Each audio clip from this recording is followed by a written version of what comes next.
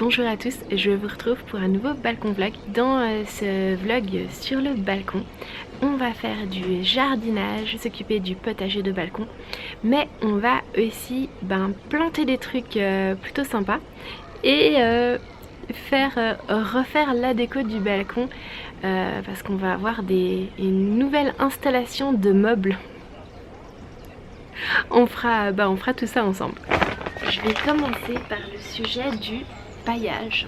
J'ai un sac de copeaux de chanvre et il y a quelques temps j'ai fait le paillage de mon potager, donc j'ai gardé des images et je vous les mettrai. C'est Elsa de Félix Messis qui m'a encouragée à utiliser un paillage pour pallier à mon problème d'arrosage, parce qu'en été j'ai tendance à oublier d'arroser. Ça demande d'y penser tous les jours, c'est quand même une activité physique, souvent c'est le mari qui s'en occupe, mais voilà, si on peut éviter trop d'évaporation de l'eau et protéger les semis du froid, de trop de chaleur, que ça soit aussi décorativement parlant agréable à regarder, pourquoi pas.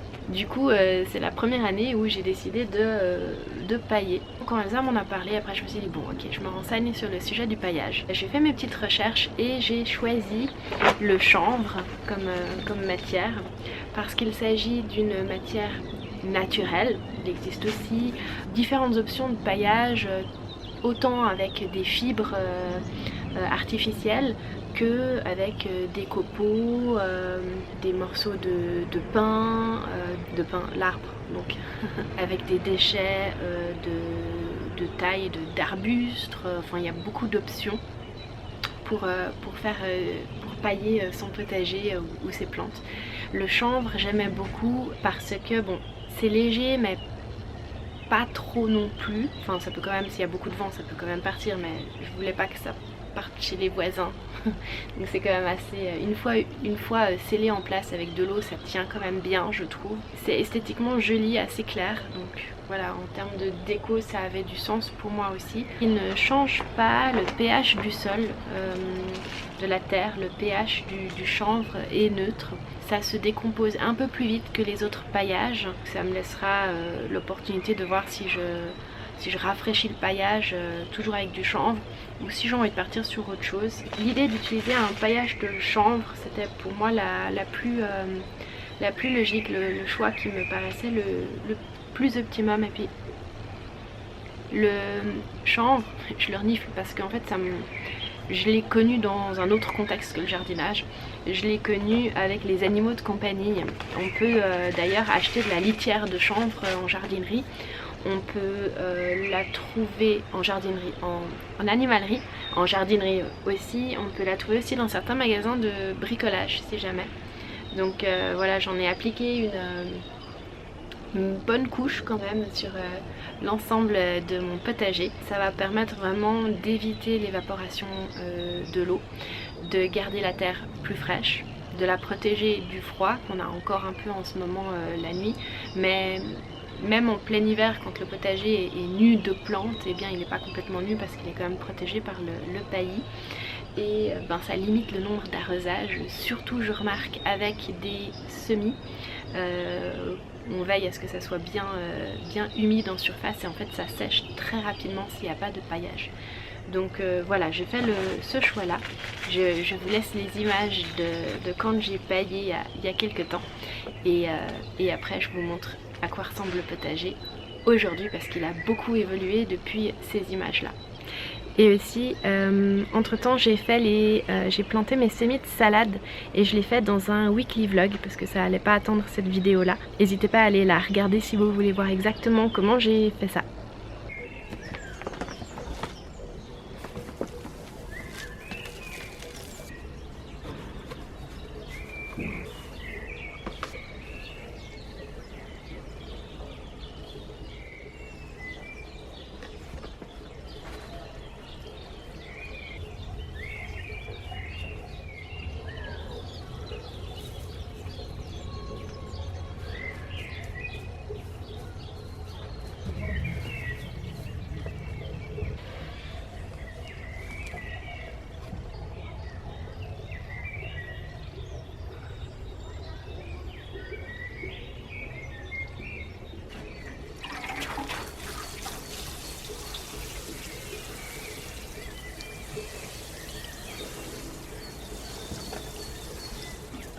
Et voilà à quoi ressemble le potager aujourd'hui.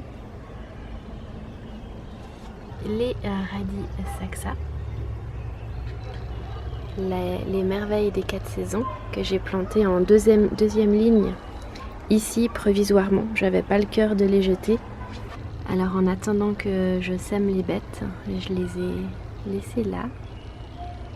Ils ont pris des couleurs incroyables. Là nous avons l'ail qui a bien poussé. Les semis d'oignons qui sont sortis de terre, vous les voyez là. J'en ai fait également en petits pots, en semis à l'intérieur. Je pense que je les planterai également à côté. Et là, les radis marchés de Zurich qui ont bien poussé également. Je suis passée d'un arrosage léger en surface tous les jours à 1 à 2 arrosages par semaine honnêtement. Bon, il faisait froid aussi.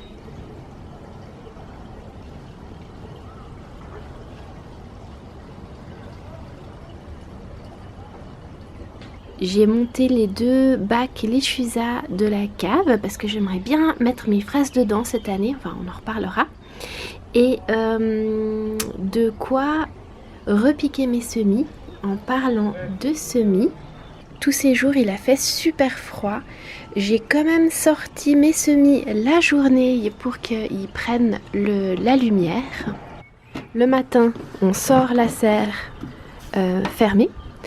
En cours de journée, on ouvre pour éviter qu'il fasse trop chaud à l'intérieur. Et si vraiment la température à midi est forte, eh bien j'enlève le dessus pour le remettre l'après-midi, le fermer le soir et lorsqu'il fait nuit, rentrer les semis à l'intérieur. C'était mon plan vague de froid.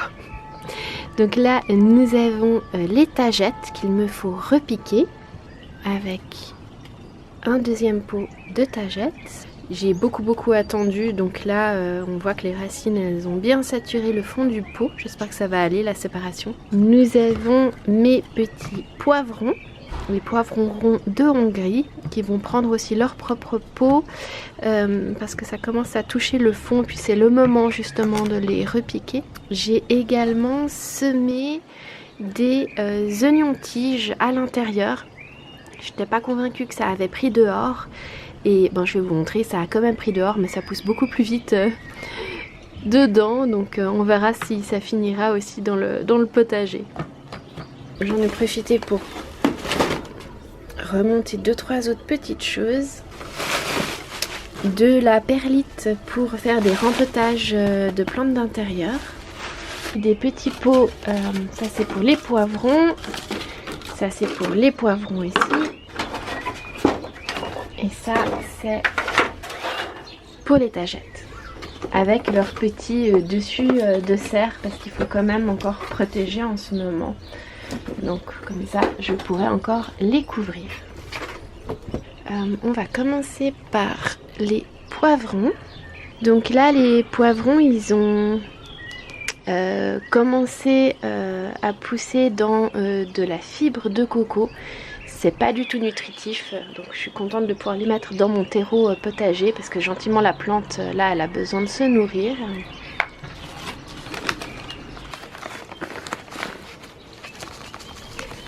Une toute petite. Yeah.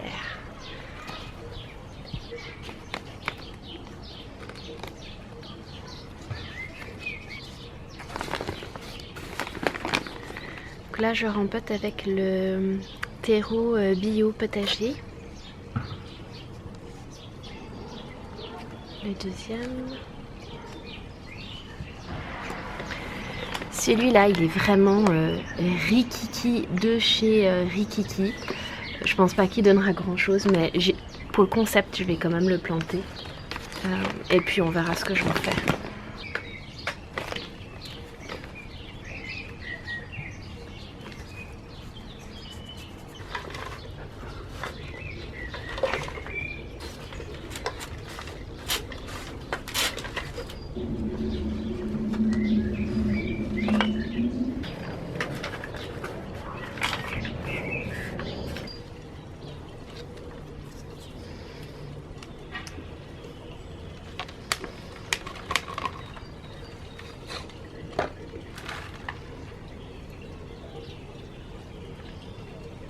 J'adore l'odeur des tagettes, c'est une odeur assez particulière.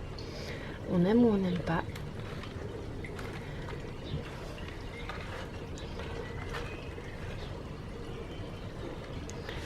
Hop, elle rentre.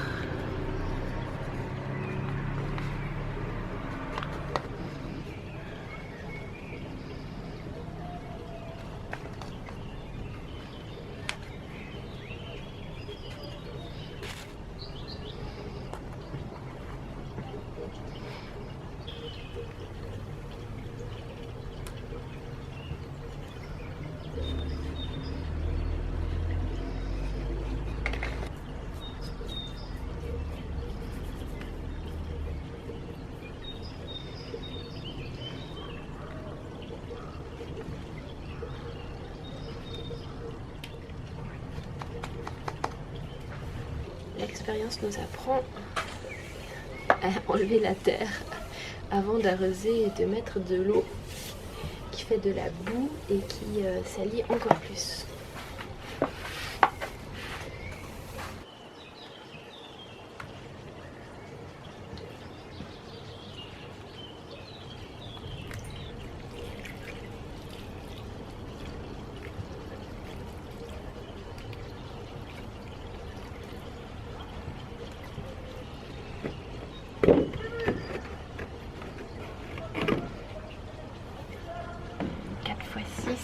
Fois 2, donc 24, 48, 49, 50, 51, 52. J'en ai 52 de petites tagettes que j'ai semées. Par contre, je vais vous montrer, j'en ai qu'on poussé toutes seules à l'extérieur.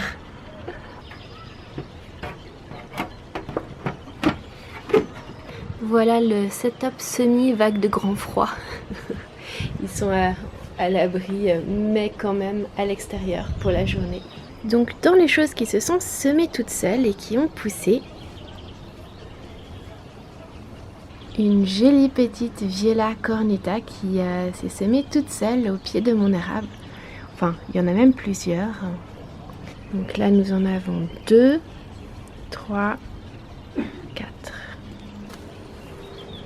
Et au pied du magnolia, nous avons des petites tagettes. J'en avais planté ou posé ici l'été dernier. Il y a plein de petites graines qui sont tombées et du coup elles se sont semées. Oh, il y en a une nouvelle qui pousse là.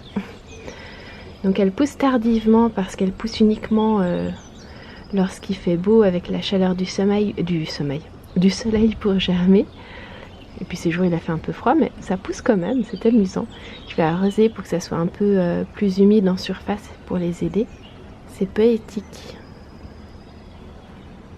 Petit coucou matinal du jour. Ici on a la partie qui va complètement changer. Les semis que nous avons sortis il n'y a pas longtemps pour qu'ils passent la journée dehors. Il fait encore frais donc je laisse fermer. Mais ils vont plutôt bien. Toutes les petites tagettes.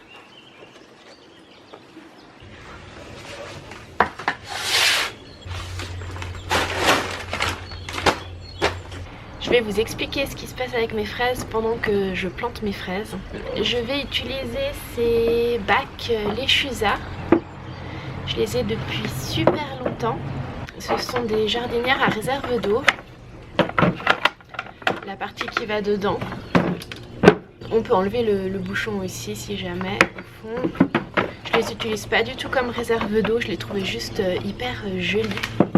Donc je vais planter mes fraises là-dedans. Je commence par mettre un tout petit lit de billes d'argile. Ça c'est juste parce que je me connais et j'ai tendance à, quand il pleut, laisser un peu traîner l'eau et j'ai déjà perdu des plantes comme ça. Donc je mets juste quelques billes d'argile au fond pour limiter les dégâts.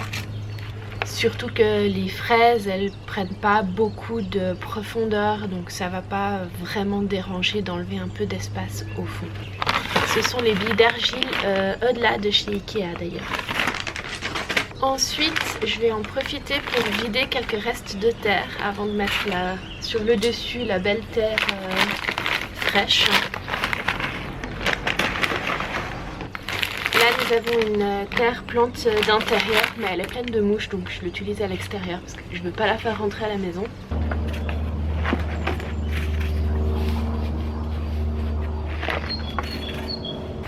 Et je complète avec un terreau universel pour jardin bio.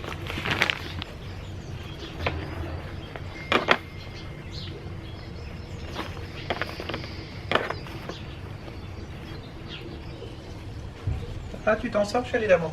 Oui, c'est gentil, merci. Je fais juste les fraises. Pas de nouvelles? Non, pas de nouvelles pour le moment.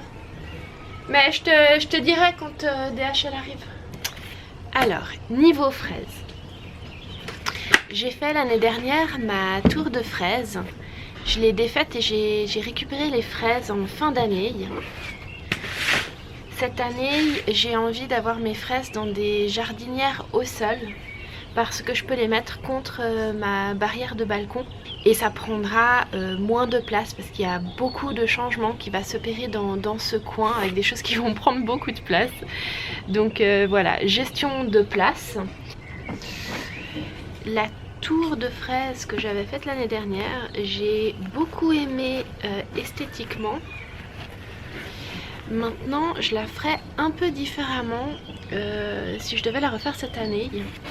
Ce que j'ai moins aimé, c'est le fait que vu que c'est uniquement en pot, donc j'avais mis sur roulette pour pouvoir y déplacer, mais je peux pas vider la soucoupe vu que c'est très lourd s'il y a trop d'eau, et j'avais du mal à gérer l'arrosage parce que les fraises elles se mettent surtout les racines en hauteur, là où c'était bien sec parce que j'avais pas paillé, et du coup c'est plutôt là où c'est profond que ça reste humide. On a l'impression que c'est sec, on arrose, il y en a trop dans la coupelle, on peut pas la vider, ça stagne, et ça c'était le problème que j'avais avec, puisque je l'ai fait sur un balcon. Je l'aurais fait dans un jardin en posant le pot directement sans soucoupe sur la terre, ça aurait pas été un problème. Mais avec les histoires de moustiques, je sais plus comment ils s'appellent, qu'on a dans le coin, où on doit faire attention, on évite l'eau qui stagne, etc. Donc si je devais refaire la tour de fraises, je la paillerais. D'ailleurs cette année, ceux-là, je vais les pailler. Même si à la base on paille les fraises, entre autres pour éviter que les fraises se retrouvent directement sur la terre et pourrissent et soient abîmées. J'avais pas le problème avec ma tour de fraises parce que les fraises retombaient sur le côté. Pour ça c'était vraiment génial comme système. J'aurais quand même dû pailler pour... ça m'aurait aidé pour l'arrosage. Je pense que j'aurais pas eu le petit souci dont je vous ai parlé avec l'arrosage. C'est en gros ce que je ferais différemment si je devais refaire ma tour de fraises cette année. Eh bien, si je peux, je privilégierais de la faire directement sur de la terre de jardin sans soucoupe, en la posant donc sur la terre ferme, et je paillerais pas pour protéger les fruits parce que dans le concept de tour de fraises, les fraises pendent, donc il n'y a pas besoin de les protéger de la terre, mais plutôt je paillerais pour aider au niveau de la rétention d'eau autour des racines et éviter trop d'évaporation sur les couches supérieures. C'est les choses que je ferais différemment. Sinon j'avais vraiment adoré le concept de pouvoir la tourner. J'avais beaucoup aimé, c'était esthétiquement très joli. Ouais, c'était vraiment chouette. Et puis là, donc je pars sur ce système de jardinière parce que j'ai envie de les utiliser. Et pour gagner de la place, parce que là où il y avait la tour de fraises, eh bien il va y avoir des meubles. Donc voilà, c'est chouette aussi de pouvoir varier d'année en année. Là j'ai les sifflerettes dans cette jardinière là, et je me suis pris aussi des maras des bois.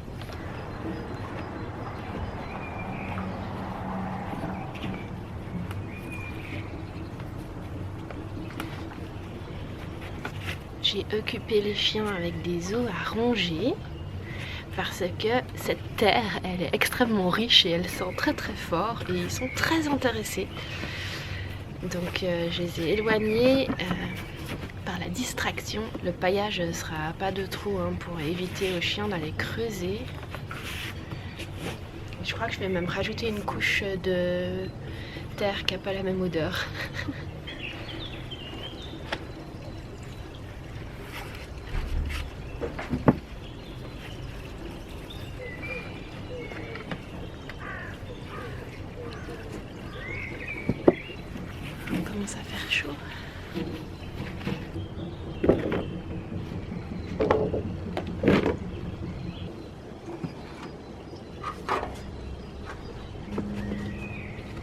Alors avant de pailler, c'est toujours bien que la terre soit bien plate, bien aplatie, un peu tassée comme ça. Comme ça, quand on vient mettre le paillage dessus, ça se mélange pas avec la terre et ça reste bien en surface. Surtout à l'arrosage. Point de vue paillage, je vais utiliser le chanvre comme sur mon potager. Je vous ai déjà expliqué normalement pourquoi j'ai choisi le chanvre. Et du coup là je suis contente parce que c'est aussi quelque chose que les chiens n'iront pas chercher pour grignoter. Parce que s'il y a du bois, ils ont tendance à aller le chercher. Donc là c'est plutôt pas mal d'avoir ces petits copeaux qui sont assez lourds quand même pour tenir après en place quand ils sont arrosés. Ça me rappelle toujours les cochons d'Inde et les rats. Parce qu'on les mettait sur litière de chanvre.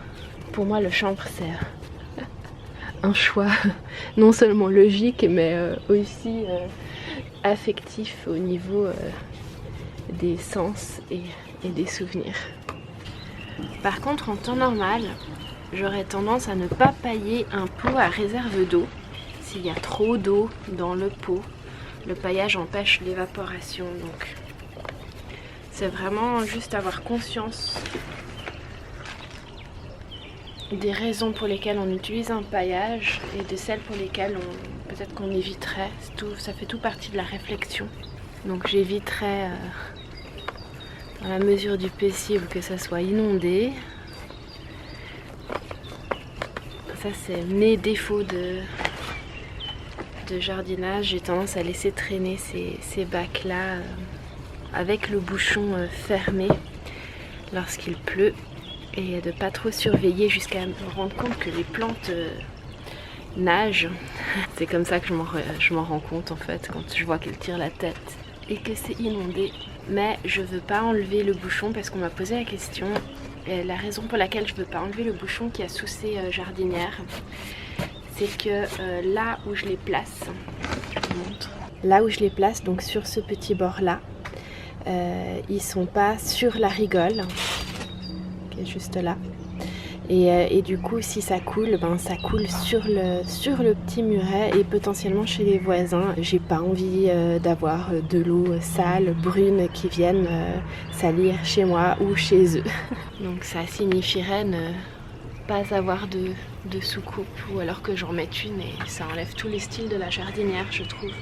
En jardinage, c'est comme pour tout, il y a des connaissances et des outils de base. Et après, on adapte par rapport à notre environnement et aussi par rapport à notre utilisation, à notre façon de vivre, de jardiner. Le jardinier est un paramètre très important dans l'environnement d'une plante. C'est marrant, ça fait partie des apprentissages. Au fur et à mesure, on complète notre panoplie de connaissances. Et moi, cette année, je complète ma panoplie de connaissances paillage. Avant, ça m'intéressait pas. Aujourd'hui, je vois ça vraiment comme un outil en fait. Les fraises sont prêtes. Il ne reste plus qu'à nettoyer, arroser, installer.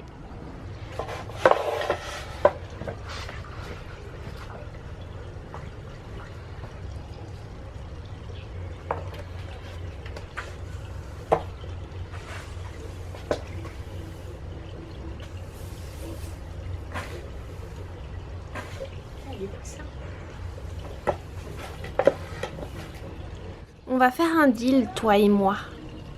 Tu laisses mes fraises tranquilles et je te permettrai d'en manger quand je t'en donne. Mais tu vas pas cueillir tout seul, ok? Je t'en donne de temps en temps. Ok? Ok? Allez Milo, tu laisses, viens. Bravo. Quand tu en auras, je t'en donnerai.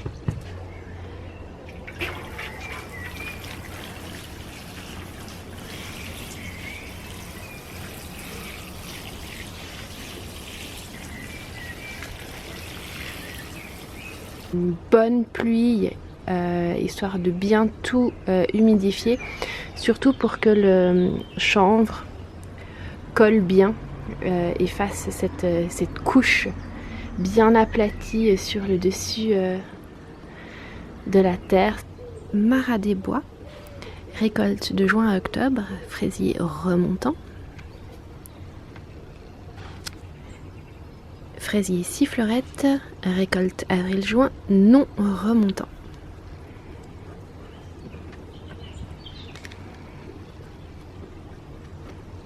Pour se souvenir des différents fraisiers.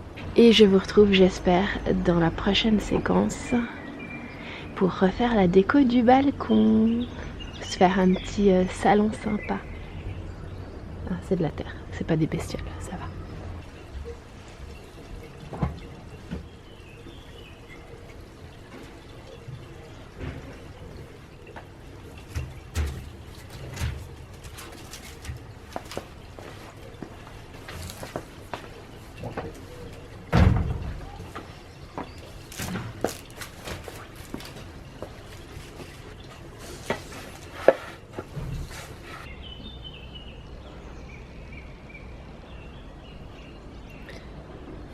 L'espace des possibles.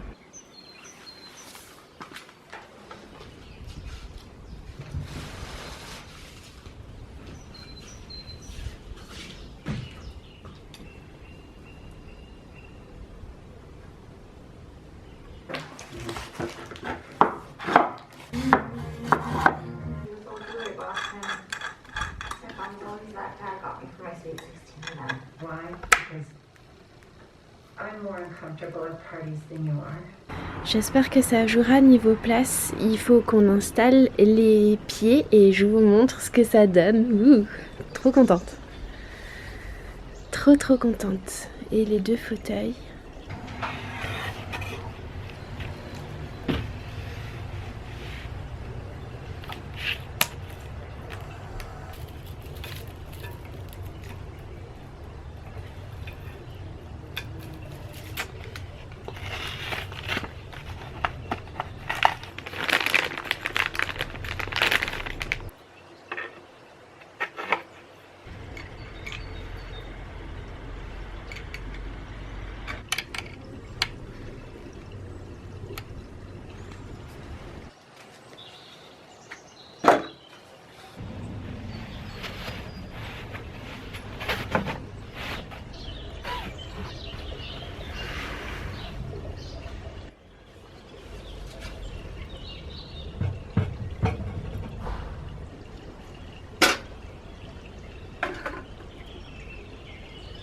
Je suis en train de sortir différentes petites choses que je dois vous montrer que j'ai commandées pour décorer. Et en attendant, Loulou il s'est installé tout confortable. Alors Karma, qu'est-ce que t'en penses, petit chien?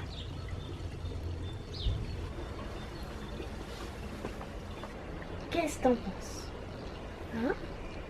Qu'est-ce que t'en penses? Si tu veux. Tu crois quelque chose pour toi là? Désolée, pas cette fois. Pourquoi t'as de la terre sous le museau? Pourquoi t'as été mangé où? T'as été mangé dans mes palmiers? Tu lui montres pas, hein? Mais qu'est-ce que tu veux? Dis-moi. Coucou. Donc aujourd'hui, nous avons installé le nouveau petit salon de jardin, salon de terrasse. Je vous montre les meubles après plus en détail, comment on les a installés, comment on les a placés dans l'espace. Ce sont des meubles qui ont des pieds de bois avec une structure métallique avec cette jolie ficelle grise, anthracite, presque noire autour, avec ces coussins gris que j'ai agrémentés de coussins beige que j'avais dans le salon de jardin précédent. Pour ceux qui se souviennent pas ou qui ont envie de voir comment c'était avant, je vous mettrai en lien mon tour de balcon, mon balcon tour. Je l'ai fait il y a quelques années, mais vous voyez hyper bien comment c'était avant, et puis c'est fleuri, enfin bref, c'est une jolie vidéo à regarder aussi. Voilà, changement de chien. Donc je vous mettrai le lien sur le balcon tour pour que vous puissiez voir comment c'était décoré avant. Et là je voulais, avant de vous montrer voilà le final, je voulais vous montrer ce que j'ai commandé pour décorer un peu le coin. Déjà pour information, c'est le salon de jardin Guardimo Sugotai. Je vous mettrai toutes les références en barre d'infos, bien que j'ai commandé ça sur un site suisse, donc il faudra voir s'il y a des équivalents, mais je suis sûre que par exemple même pour ma lampe, vous pouvez la trouver sur Amazon également. J'ai choisi des petites lanternes pour décorer, surtout en soirée. Je suis très sensible à avoir des petites touches de lumière. Donc j'intègre toujours la lumière dans mon style déco. Donc je les ai déjà sorties pour regarder qu'elles étaient arrivées intactes. Donc j'ai des petites lanternes ainsi en métal et en verre. C'est la Villa Collection Danemark. Donc j'en ai pris 2 et ça ira très bien avec la grande que j'ai déjà. Je sais pas si vous la voyez là, mais juste là j'ai une grande. Et du coup ça ira super bien à côté et également sur la table. Non, ça c'est une sangle de yoga, ça n'a rien à voir avec la déco, mais tout à voir avec ma commande. Je me suis pris un petit plateau. J'ai découvert la marque Bloomingville, donc Blooming qui fleurit. Mademoiselle Bloom c'est la fleur en allemand, donc du coup, et puis fleur. Et puis bon, les couleurs, ça me plaisait beaucoup. Je m'étais dit que je ferais bien un petit centre de table avec un assortiment de bougies, peut-être un pot de plantes, à voir. Mais dans tous les cas, si je l'utilise pas ici, je l'utiliserai dedans parce que c'est le genre de couleur que j'aime bien utiliser. Et les plateaux en déco, c'est vraiment une valeur sûre. J'ai hésité à prendre un tapis en jute pour mettre ici sur le balcon parce que tous les tapis qui sont en plastique, j'aime pas du tout. L'idée que le soleil tape et qu'on ait toutes ces vapeurs plastiques. Je fais très attention, moi, comme vous savez, à mes choix de cosmétiques, aux compositions, des choses que j'utilise, etc. Donc je me voyais vraiment pas prendre un tapis en plastique.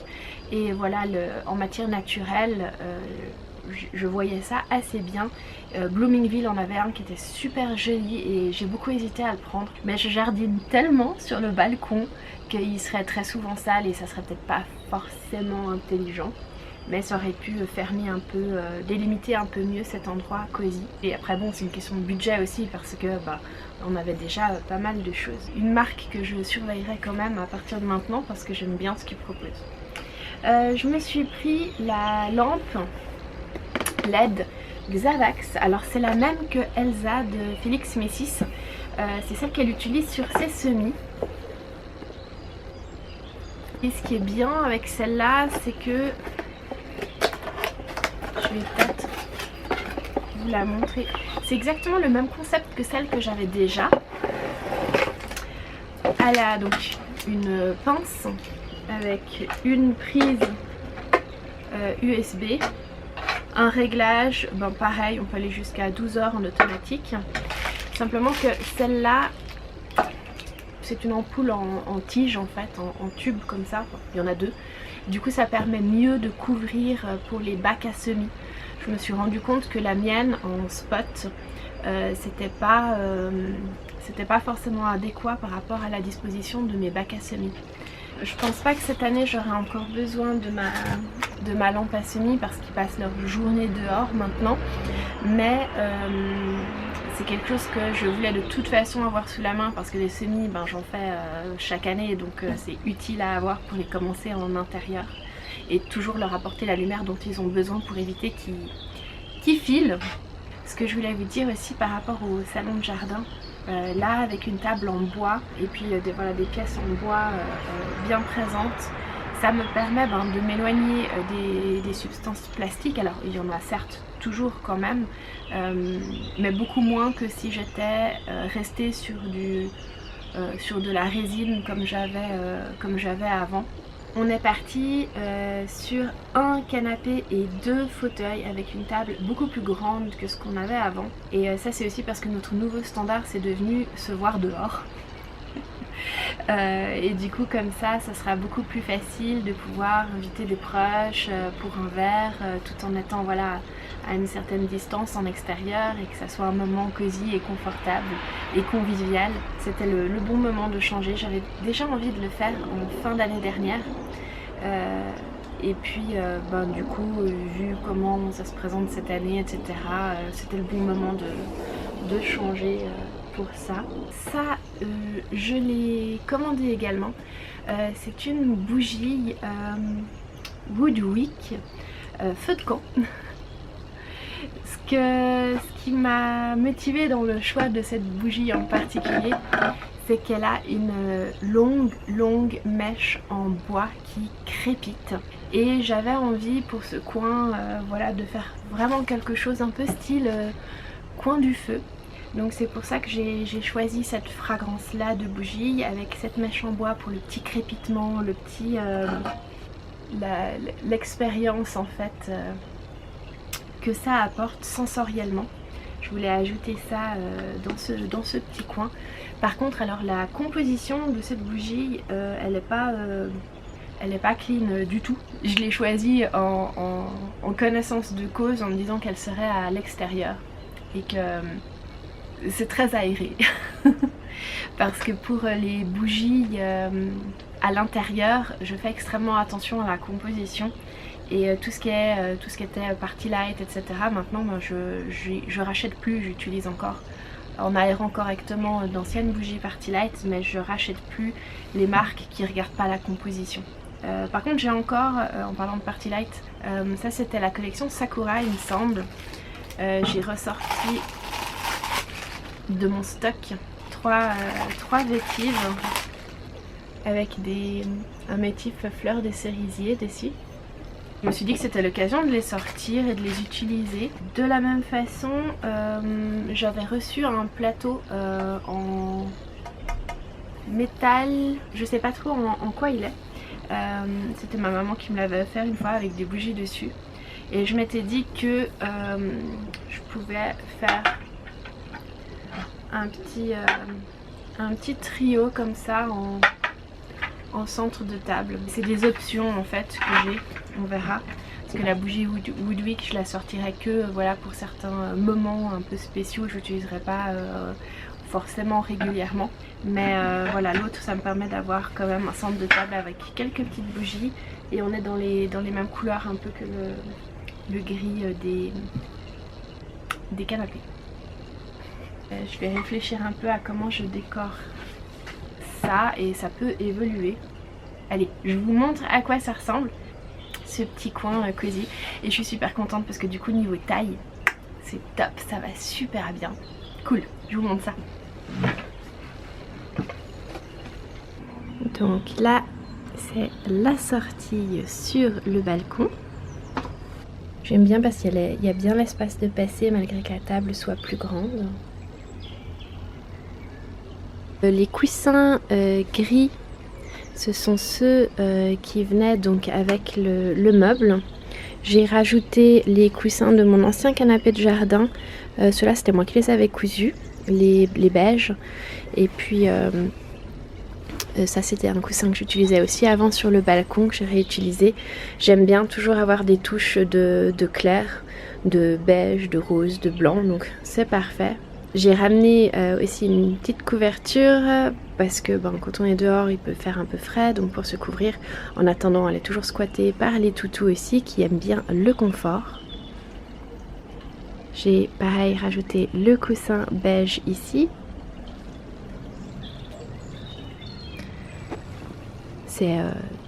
Ça va aussi sans, mais c'était pour créer voilà encore plus de confort et voilà, rajouter du beige.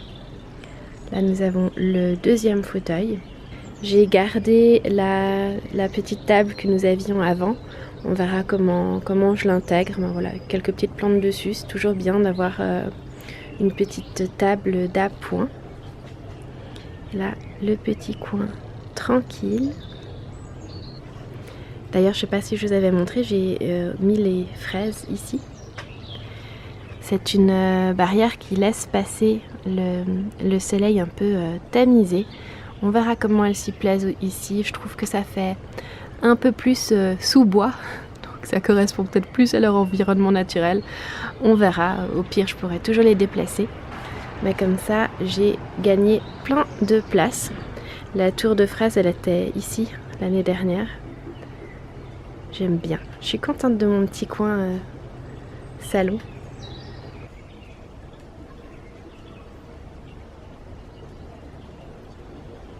Les semis prennent le soleil. Notre petit arrangement. Et les crocus safran, c'est très intéressant de les voir évoluer. Donc là maintenant, ils rentrent en estivage, je crois que ça s'appelle. Ils commencent à estiver, hiverner, mais pour l'été. Ils commencent à devenir jaunes sur les pointes et toute l'énergie retourne dans le bulbe. Ils sont déjà bien avancés pour entrer en dormance. C'est drôle comme expérience, je suis contente. Ils se sont tous reproduits. Donc c'est vraiment sympa comme petit pot.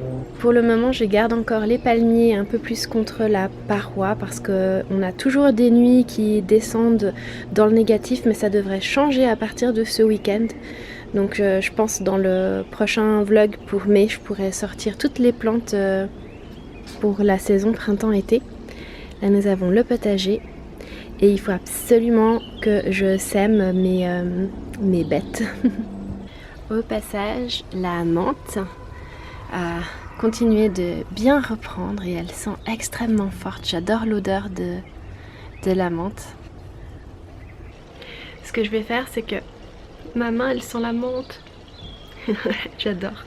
Ce que je vais faire, c'est que je planterai mes bêtes dans un weekly vlog comme j'avais fait pour les salades, parce que c'est les petites choses de jardinage, voilà, que j'intègre des fois dans les semaines ensemble. Donc n'hésitez pas à aller regarder, je vous mettrai le lien de la semaine ensemble précédente pour les salades. Et je vous fais tout plein de bisous. Je vous dis à bientôt dans la prochaine vidéo.